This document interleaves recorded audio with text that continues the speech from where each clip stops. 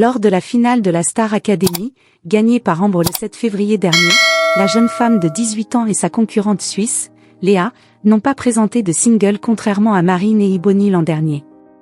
Dans une interview accordée à TV Actu, Léa explique pourquoi. Quand j'ai crié « à l'aide », tu m'as dit « c'est ta faute ».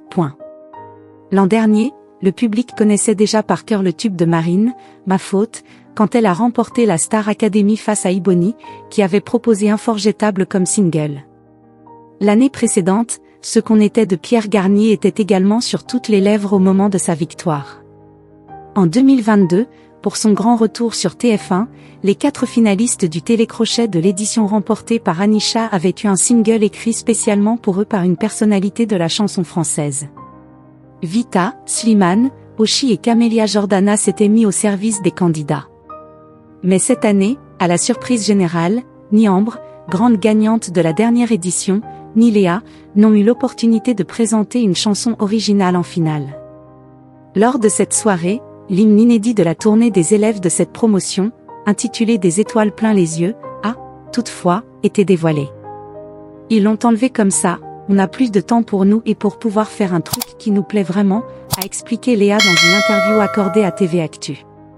Pour ne pas avoir de stress non plus, je pense.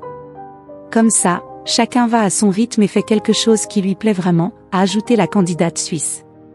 En guise de dernier solo, Ambre s'est illustrée sur Ma gueule de Johnny Hallyday et Léa a pu montrer l'étendue de sa voix sur Adagio de Lara Fabian. Mais c'est en fait vers un tout autre registre qu'elle semble se diriger. J'aime beaucoup tout ce qui est un peu urbain.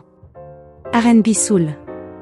Un peu ce style-là avec un thème et avec un texte assez fort qui me tient à cœur, qui me parle. J'aimerais beaucoup, a confié Léa dans le même entretien. De son côté, Ambre, qui envisage de garder le nom d'artiste qu'elle avait avant d'entrer à la Star Academy, Amber Jada, en vue d'une possible carrière internationale, est encore dans l'incertitude. J'attends d'être en studio pour pouvoir tester des choses. C'est comme ça qu'on réfléchit, et qu'on découvre ce qu'on aime ou ce qu'on n'aime pas. Donc, I don't know, je ne sais pas, note de la rédaction. Ma sortie est toute fraîche, a confié à Brut celle qui annonce de belles choses.